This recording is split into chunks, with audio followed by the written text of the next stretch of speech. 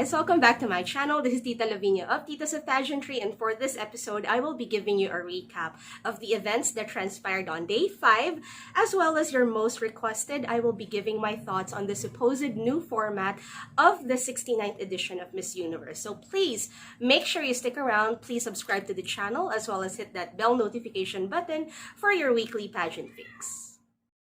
So based on the schedule of activities, day 5 is primarily for rehearsals. Now, rehearsals is also one of the things that we look into. We check out the girls, we check out the layout of the stage by looking closely at the taped areas of the ballroom or the flooring. And by the looks of it, it seems like we will be having our dream runway. So every pageant girl or every model out there dreams of a long runway. So if these girls really practice their pasarela, that would be the perfect platform for them to really showcase it.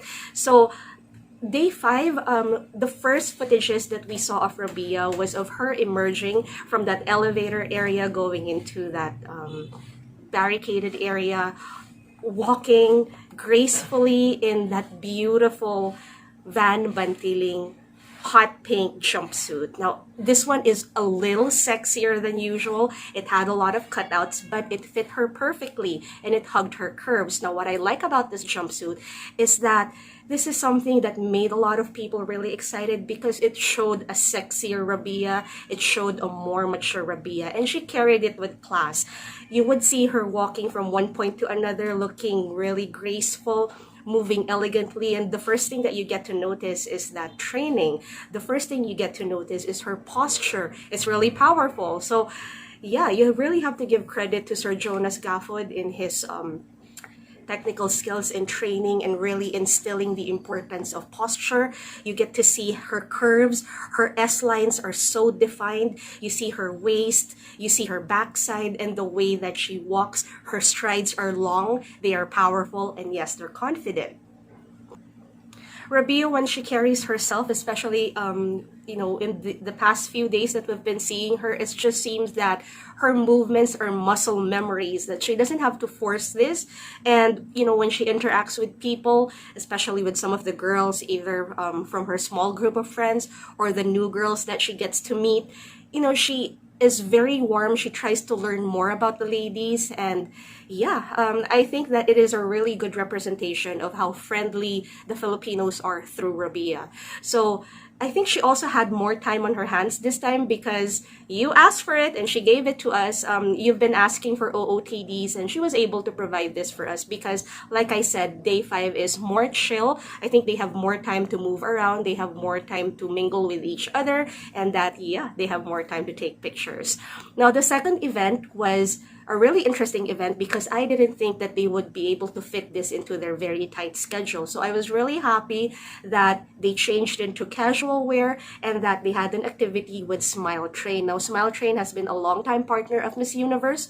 So this time around, they didn't have the children around. The girls were given like an art activity, and then they were also given a presentation on how important Smile Train is and what they've been doing to the communities all over the world. So we saw Rabiya. She was in a Smile Train t-shirt, and she had pants and then booties, and her hair was up. And then she also had a little bit of an exchange with one of the sponsors, Miss O from O-Skin Med Spa, one of the major sponsors of Miss Universe. And then later in the day, we had a dazzling display of all of the ladies in their fine garments when, for the first time, they had an opportunity to go out of the hotel venue and have dinner at an Italian restaurant. And we also saw Rabiya dressed to the nines, and this time in a beautifully embellished Francis Libiran cocktail dress.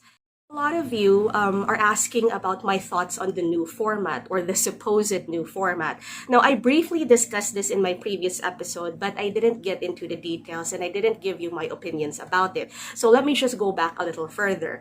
So the first, this news broke out with the Venezuelan account called MV La Nueva.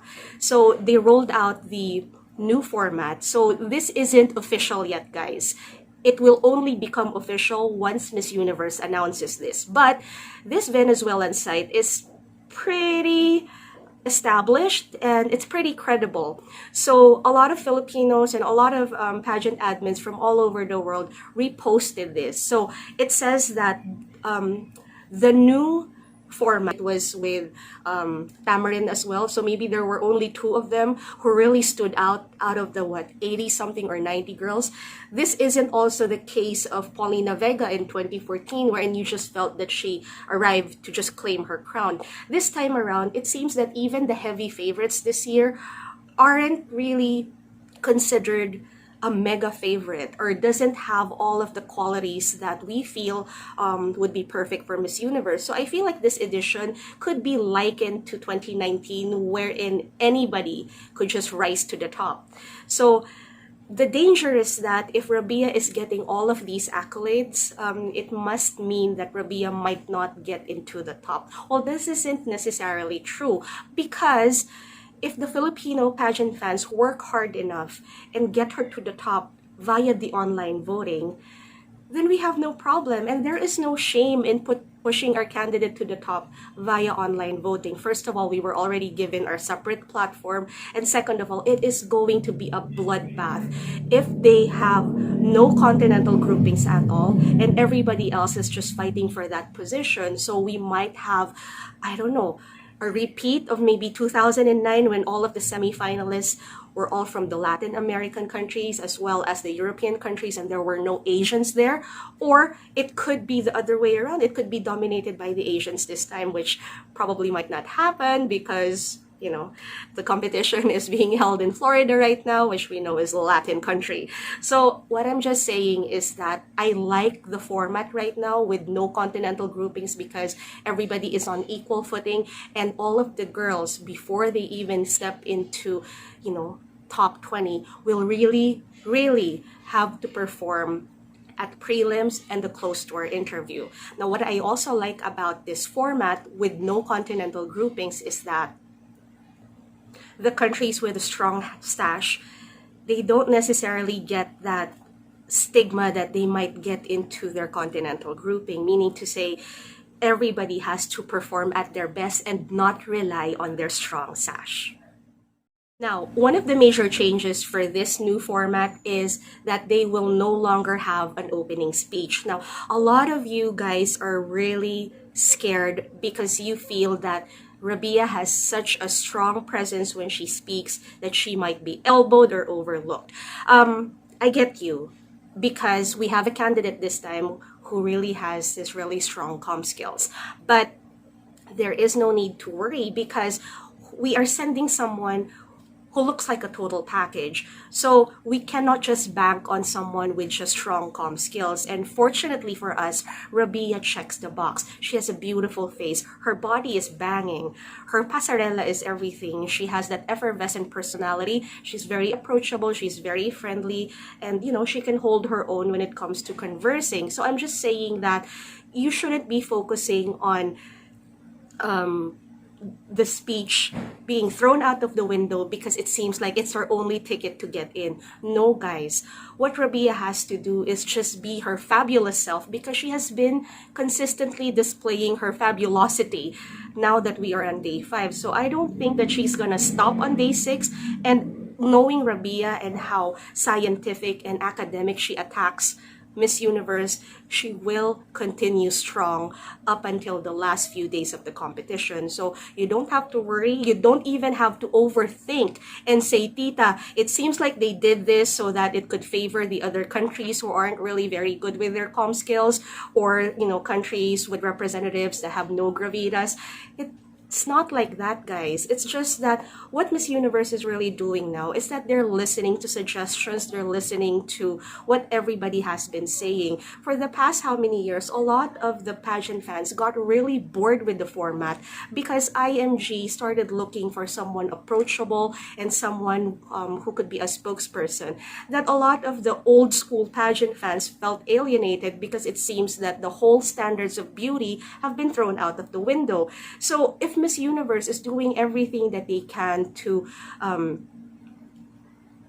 take in all of our suggestions, all of our comments, then we should welcome this as a really good thing, because now at least it is really a mix of what we want. We want somebody who's glamorous, we want somebody who is well informed, we want somebody with presence, we want somebody who can communicate. And I think that the format or the show is designed to look for that person. Time around, there won't be any speeches, there won't be any opening speeches, but there might be a final speech towards the end of the cut.